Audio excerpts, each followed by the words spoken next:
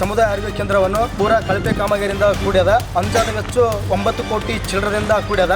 ಯಾಕಂದ್ರೆ ಇದು ಸಾರ್ವಜನಿಕ ಪಬ್ಲಿಕ್ ಸಣ್ಣವ್ರು ಬರ್ತಾರ, ಡೆಲಿವರಿ ಪೇಷಂಟ್ ಬರ್ತಾರ, ಮುದುಕರು ಬರ್ತಾರ. ನಮ್ಮ ಮುಂದೆ ಒಂದ್ಸಲ ಎಡು ಬಿದ್ದರು, 9 ಪ್ರೆಗ್ನೆಂಟ್ ಹೆಣ್ಮಗಳು ಬಿದ್ದರು. ಅದಕ್ಕೆ ದಯಮಾಡಿ ಇದೊಂದು ಸೀರಿಯಸ್ ಆಗಿ ಕೊಡಬೇಕು.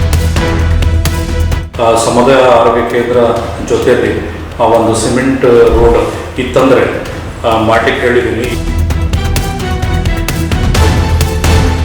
30 ಹಳ್ಳಿ ಬರ್ತಾವೆ ಕಕ್ಕೇರಿ. 30 ಹಳ್ಳಿ ಬಂದ್ರೂ ಇಲ್ಲಿ ಹೊರಗಡೆ ಬರೀತಾರೆ, ಒಬ್ರು ಇದ್ದವ್ರು ಬರ್ತಾರ, ಒಬ್ರು ಇಲ್ದವ್ರು ಬರ್ತಾರ. ಇದನ್ನ ಗುಳಿಗೆ ಅಂಗಡಿ ಅಂತ ಮಾಡ್ಯಾರ. ಅದನ್ನ ಗೀಲ್ಯಾಕೆ 2 ವರ್ಷ ಆಯ್ತಿ. ಮತ್ತೆ ಅದಕ್ಕೆ ಇಂಥವು ಏನಿಲ್ದು ಪರಿಸ್ಥಿತಿಗಳಿಗೆ ಯಾರು ತಂದು ಕೊಡ್ಬೇಕು? ನಮ್ಗೆ ಪಬ್ಲಿಕ್ ಸರ್ವಿಸ್ ಕೊಡ್ಬೇಕು. ಹೌದಾ? ಈಗ ಟ್ಯಾಕ್ಸ್ಗಳನ್ನೇ ಬೇರೆ ಹೊರಗಡೆ ಮೆಡಿಸಿನ್ ಬರೀತಾರೆ.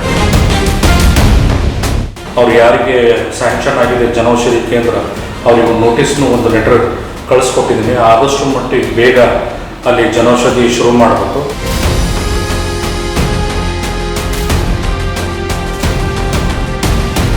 ಕಕ್ಕೇರ ಪಟ್ಟಣದಲ್ಲಿ ಪ್ರಾಥಮಿಕ ಆರೋಗ್ಯ ಕೇಂದ್ರ ಪೂರಾ ಕಳಪೆ ಕಾಮಗಾರಿಯಿಂದ ಕೂಡ್ಯದ. ಅಂದಾಜ ವೆಚ್ಚ 9 ಕೋಟಿ ಚಿಲ್ಲರದಿಂದ ಕೂಡ್ಯದ. ನಾವು ಮೊನ್ನೆ ಸಬ್ ಕಾಂಟ್ರಾಕ್ಟರ್ಗೂ ಮತ್ತು ಸಂಬಂಧಪಟ್ಟ ಅಧಿಕಾರಿಗಳು ಫೋನಿನ ಮುಖಾಂತರ ಕರೆ ಮಾಡಿದ್ವಿ ಸರ್. ಅವರೇನು ಸರ್ ಇದೆಲ್ಲ ಮಾಡಿದಿರಿ, ಇದು ಕಡಿ ಅದ, ಸಾರ್ವಜನಿಕ ತೊಂದರೆ ಆಗ್ತದ, ಇದೊಂದು ಅನುಕೂಲ ಮಾಡಿಕೊಡ್ರಿ ಅಂತ ಅವ್ರು ಬೇಕಾಬಿಟ್ಟು ಮಾತಾಡಕತ್ತಾರೆ. ಅದಕ್ಕೆ ನಮ್ಮದೇನು ಒಂದು ಕಕ್ಕೇರಿ ಸಾರ್ವಜನಿಕರು ಒಳ್ಳೇದಾಗಬೇಕು. ಮತ್ತು ಇಲ್ಲಿ ಇರ್ತಕ್ಕಂಥ ಡಾಕ್ಟ್ರುಗಳು ಕೆಲಸ ತೊಗೋಬೇಕು, ಮುಂದಿನ ಕೆಲಸ ತೊಗೋಬೇಕು. ಏನೇ ಮಾಡ್ಬೇಕಂತಂದ್ರೆ ಕೆಲಸ ಮುಂದೆ ತೊಗೋಬೇಕು. ಇಲ್ಲಿ ಬಿಲ್ಡಿಂಗ್ ಕಳಪ ಕಾಮಗಾರದ ಅದು ಅಮೌಂಟನ್ನು ತಡೆಗಟ್ಟಬೇಕು. ಈ ಸಂಪೂರ್ಣವಾಗಿ ಕೆಲಸ ಆದ ನಂತರ ಅವರಿಗೆ ಏನಕ್ಕೆ ಮಾಡ್ಬೇಕಂತ ನಮ್ಮದು ಅಭಿಪ್ರಾಯ. ಇದು ಯಾಕಂದ್ರೆ ಇದು ಸಾರ್ವಜನಿಕ ಪಬ್ಲಿಕ್ ಸಣ್ಣವ್ರು ಬರ್ತಾರೆ, ಡೆಲಿವರಿ ಪೇಷಂಟ್ ಬರ್ತಾರೆ, ಮುದುಕರು ಬರ್ತಾರೆ. ನಮ್ಮ ಮುಂದೆ ಒಂದ್ಸಲ ಎಡು ಬಿದ್ದರು, 9 ಪ್ರೆಗ್ನೆಂಟ್ ಹೆಣ್ಮಗಳು ಬಿದ್ದರು. ನಾನೇ ಹೋಗಿ ಎಮ್ಮಗನ್ನು ಸಹಾಯ ಮಾಡಿದ್ದೀನಿ. ಅದಕ್ಕೆ ದಯಮಾಡಿ ಇದೊಂದು ಸೀರಿಯಸ್ ಆಗಿ ಕೊಡಬೇಕು. ಇದು ಎಲ್ಲ ಕಡೆ ಮಾಡ್ರಿ, ಸಿ ರೋಡ್ ಹೆಚ್ಚಿಗೆ ಮಾಡ್ಯಾರ. ನಮ್ದು ಯಾವುದೇ ಅಭಿಪ್ರಾಯ ಇಲ್ಲ. ಇದು ಪೂರ ಕಳಪೆ ಕಾಮಗಾರದ. ಇದು ಸಿ ರೋಡ್ ಮಾಡ್ಬೇಕಂತ ನಮ್ದೊಂದು ಅಭಿಪ್ರಾಯ ಸರ್. ನಾವು ಕೇಳಿದಾಗ ಇಷ್ಟೇ ಲಾಸ್ಟು ಅದು ಮಾಡಲ್ಲ ಅಂತ ಹೇಳ್ತಾರೆ ಅವರು. ಮತ್ತು ನಾವು ಯಾವ ಸಂಬಂಧಪಟ್ಟ ಎದಕ್ಕೆ ಮಾಡಲ್ಲ ಅಂತ್ರಿ? ಮಾಡಲ್ಲ ಸರ್. ನಮ್ದು ಇಷ್ಟೇ ಬಿಲ್ ಏನದ ಅಷ್ಟೇ ಮಾಡಿ ನಾವು. ಇದರ ಸುತ್ತ ಹಳ್ಳಿ ಅಂದ್ರೆ 30 ಹಳ್ಳಿ ಬರ್ತವೆ ಕಕ್ಕೇರಿ. 30 ಹಳ್ಳಿ ಬಂದ್ರೂ ಇಲ್ಲಿ ಹೊರಗಡೆ ಬರೀತಾರೆ, ಒಬ್ರು ಇದ್ದವ್ರು ಬರ್ತಾರ, ಒಬ್ರು ಇಲ್ದವ್ರು ಬರ್ತಾರ. ಇದನ್ನ ಗುಳಿಗೆ ಅಂಗಡಿ ಅಂತ ಮಾಡ್ಯಾರ. ಅದನ್ನ ಗೀಲ್ಯಾಕೆ 2 ವರ್ಷ ಆಯ್ತಿ. ಮತ್ತು ಅದಕ್ಕೆ ಇಂಥವು ಏನಿಲ್ದು ಪರಿಸ್ಥಿತಿಗಳಿಗೆ ಯಾರು ತಂದು ಕೊಡ್ಬೇಕು? ಅಂಥವ್ನು ಏನು ಮಾಡೋಕ್ಕಾಗಂಗಿಲ್ಲ. ಇಲ್ಲಿ ಸರ್ಕಾರ ದವಾಖಾನೆ ಅಂತೇಳಿ ಒಂದು ಇದನ್ನು ಮಾಡ್ಯಾರ ತಾಲೂಕು ಲೆವೆಲ. ಇದಕ್ಕೆ ಏನಿಲ್ಲ ಅಂತ ಏನು ಯಾರು ಹಿಂದೆ ಮುಂದಿಲ್ದು ಬಂದಕ್ಕೆ ಇಂಥ ಜಾಮ್ ಇಲ್ಲ. ಇದು ಭಾಳ ನಿರ್ಲೇಷನ. 2.5 ವರ್ಷ ಆಯ್ತು ರೀ. ಉದ್ಘಾಟನೆ ಆಗಿಲ್ರಿ. ಹೊರಗೆ ಕೊಟ್ಟರೆ ರೊಕ್ಕ ಇದ್ದವ್ರು ತರ್ತಾರೆ, ರೊಕ್ಕ ಇಲ್ದು ಅಂಥವು ಎಲ್ಲ ಬಂದು ಬಿದ್ದವ್ರಿ. ಅಂಥವು ಏನು ಮಾಡ್ತಾವ? ಏನಿಲ್ದು ಬಂದವ್ರು ಹೆಂಗೆ ಗತಿ?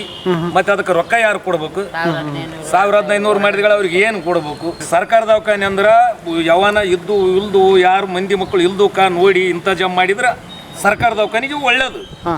ಮತ್ತೆ ಇಲ್ಲಿ ಊರನ್ನವ್ರಂತ್ರ ಯಾರನ್ನ ಹೋದ್ರೆ ನಮ್ಮಂತಾರೆ ಒಂದು ರೊಟ್ಟಿ ಕೊಡ್ತಾರೆ. ರೈತರು ಏನು ಮಾಡ್ತಾರೆ? ಒಂದು ರೊಟ್ಟಿ ಕೊಡ್ತಾರೆ. ಅವ್ರಿಗೆ ಏನು ಮಾಡಕ್ಕ?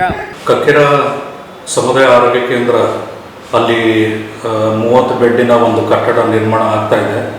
ಮೊನ್ನೆ ಗ್ರಾಮಸ್ಥರು ಅಲ್ಲಿಂದ ನನಗೆ ಕಾಲ್ ಮಾಡಿದರು, ದೂರವಾಣಿ ಮುಖಾಂತರ ಕಾಲ್ ಮಾಡಿದರು. ಪ್ರಾಥಮಿಕ ಆರೋಗ್ಯ ಕೇಂದ್ರ ಏನು ಇವಾಗಿದೆ ಪ್ರೆಸೆಂಟ್ಲಿ, ಅದರ ಹೊರಗಡೆ ಇನ್ನೂ ಸಿಮೆಂಟ್ ರೋಡ್ ಇನ್ನೂ ಮಾಡಿರಲ್ಲ. ಅದಕ್ಕೆ ನಾನು ನಮ್ಮ ಹೆಲ್ತ್ ಡಿಪಾರ್ಟ್ಮೆಂಟ್ ಇಂಜಿನಿಯರ್ ಗ್ರೂಪ್ ಅವ್ರಿಗೆ ಹೇಳಿದ್ದೀನಿ. ಆ ಒಂದು ಎಸ್ಟಿಮೇಷನ್ ಅಡಿಯಲ್ಲಿ ಸಮುದಾಯ ಆರೋಗ್ಯ ಕೇಂದ್ರ ಜೊತೆಯಲ್ಲಿ ಒಂದು ಸಿಮೆಂಟ್ ರೋಡ್ ಇತ್ತಂದರೆ ಮಾಡಲಿಕ್ಕೆ ಹೇಳಿದ್ದೀನಿ. ಇಲ್ಲ ಅಂದರೆ ಎಕ್ಸ್ಟ್ರಾ ಮತ್ತೆ ಬೇಕಾದರೆ ನಾವು ಡಿಪಾರ್ಟ್ಮೆಂಟಿಗೆ ಕೇಳ್ಕೊಂಡು ಅದು ಇನ್ನಿಷ್ಟು ಗೇಟ್ವರೆಗೂ ಸಿಮೆಂಟ್ ರೋಡ್ ಮಾಡೋಣ ಅಂತ ಹೇಳಿದ್ದೀನಿ. ಅದೇ ರೀತಿ ಸಾರ್ವಜನಿಕರು ಅಲ್ಲಿಂದ ಒಂದು ಜನೌಷಧಿ ಕೇಂದ್ರ ದೂರು ಮಾಡಿದರು. ಈ ರೀತಿ ಕಳೆದ 2 ವರ್ಷದಿಂದ ಅಲ್ಲಿ ಜನೌಷಧಿ ಕೇಂದ್ರ ಶುರು ಮಾಡಿಲ್ಲ. 2 ವರ್ಷ ಆಯಿತು ಸ್ಟಾರ್ಟ್ ಮಾಡಿ. ಇದು ಆಲ್ರೆಡಿ DHO ಸರ್ ಗಮನಕ್ಕೆ ನಾನು ಮುಂಚೆ ತಂದಿದ್ದೇನೆ.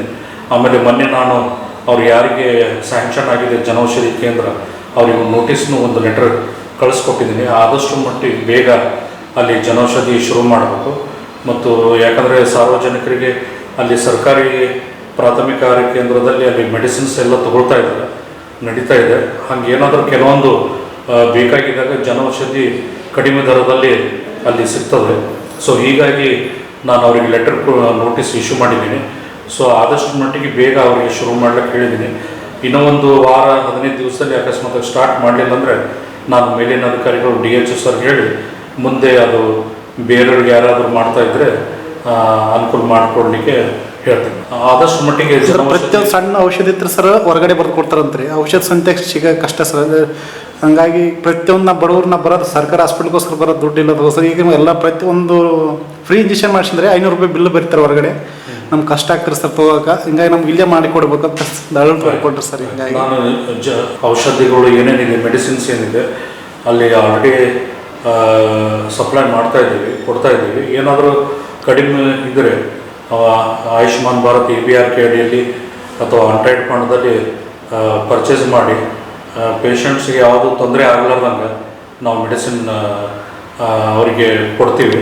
ಜನೌಷಧಿ ಒಂದಿದ್ದರೆ ಇನ್ನಷ್ಟು ಸ್ವಲ್ಪ ಒಳ್ಳೆಯದಾಗುತ್ತೆ. ಅದು ಬೇಗ ಜನೌಷಧಿ ಬಗ್ಗೆ ನಾನು ಒಂದು ವಾರ 15 ದಿವಸ ಸ್ವಲ್ಪ ಸಮಯ ಕಾಲಾವಕಾಶ ಫೈನಲ್ ಕೊಟ್ಟರೆ, ನಾನು ಆಲ್ರೆಡಿ ಲೆಟರ್ ಬರೆದಿದ್ದೀನಿ. ಈಗ ಆದಷ್ಟು ಮಟ್ಟಿಗೆ ಬೇಗ ಅದಕ್ಕೆ ನಾವು ಒಂದು ಪರಿಹಾರ ಕಂಡುಹಿಡಿತೀವಿ.